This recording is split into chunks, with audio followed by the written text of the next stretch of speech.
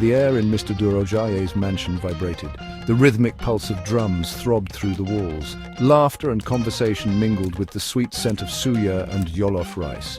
It was a feast like no other in Lagos. Mr. Durojaiye was known for these gatherings. His wealth was legendary, but it was his generosity that truly made him stand out. Every week he opened his home to the city. People of all walks of life thronged his lavish courtyard, enjoying his boundless hospitality. Yet there was a peculiar detail amidst the revelry that few noticed. Mr. Durojaiye, the orchestrator of this abundance, never partook in the feast. He moved through the crowd, a warm smile on his face, but his lips never touched the delicacies that adorned his table. He spoke of the food with genuine delight, praising the chefs for their artistry. But his own plate remained tragically empty. What made the situation even stranger was Mr. Durojaiye's appearance. He was the picture of health. His skin glowed with vitality, his eyes sparkled with life. He had the vigor of a man half his age. While his guests indulged in his bounty, he seemed to draw sustenance from an entirely different source. If you enjoyed this story, don't forget to subscribe and share this video with your friends. Your support helps us bring more fascinating tales to life. The mystery of Mr. Durojaiye's uneaten feasts became a whispered legend in the city.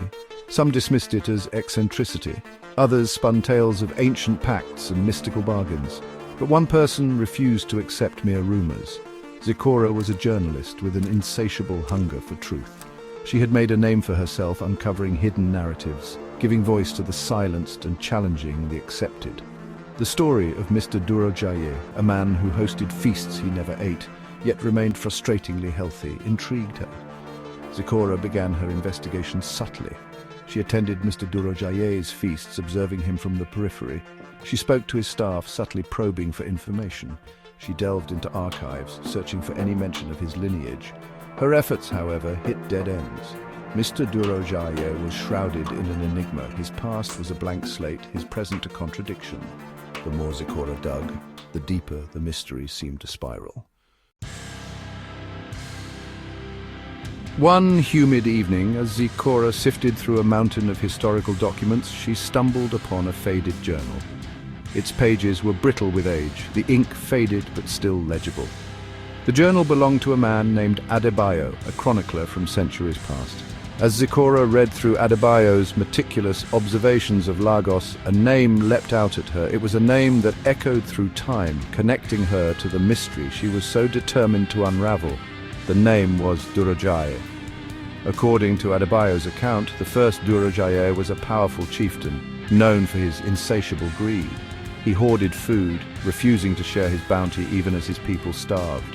One day, a frail old woman, driven desperate by hunger, approached the chieftain, begging for scraps. He scoffed at her plea and cast her away.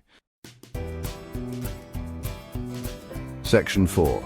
The Price of Stolen Appetites. The old woman, however, was no ordinary beggar. She was a powerful sorceress, and she cursed the chieftain for his heartlessness. "You shall host feasts that nourish all but you," she proclaimed, her voice echoing with ancient power. "Your lineage will forever bear the burden of your greed." True to the curse, the chieftain found himself cursed. He could no longer taste food, no matter how tempting. His feasts became a cruel reminder of his transgression. The curse, Adebayo wrote, was passed down through generations of Durojaiye's. They were condemned to a life of abundance without satisfaction. A cruel twist of fate. Zikora closed the journal, her mind reeling.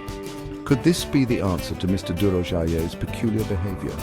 Was he merely a victim of an ancestral curse, paying for the sins of his forefathers? Section 5. A reckoning beneath the harvest moon. Armed with this newfound knowledge, Zikora knew she had to confront Mr. Durojaiye. She found him in his garden, a serene oasis in the heart of the bustling mansion. He looked up as she approached, his expression unreadable. Zikora wasted no time. She told him about the journal, about the curse, about the weight of his ancestors' actions. Mr. Durojaiye listened patiently, his expression never changing. When she finished, he let out a long sigh, a weary sound that seemed to carry the weight of centuries. "It is true," he admitted, his voice barely a whisper. The curse has haunted my family for generations. We are doomed to live with the consequences of our ancestors' greed. Zikora, however, saw a glimmer of hope. The curse could be broken. It would require a grand gesture of selflessness, a complete reversal of the first Durojaiye's sin. Mr. Durojaiye agreed. Under the light of the harvest moon, he hosted a feast unlike any other. This time, there were no wealthy socialites, no influential politicians. It was a feast for the less fortunate, the forgotten, the hungry, and for the first time in centuries, a Durojaiye partook.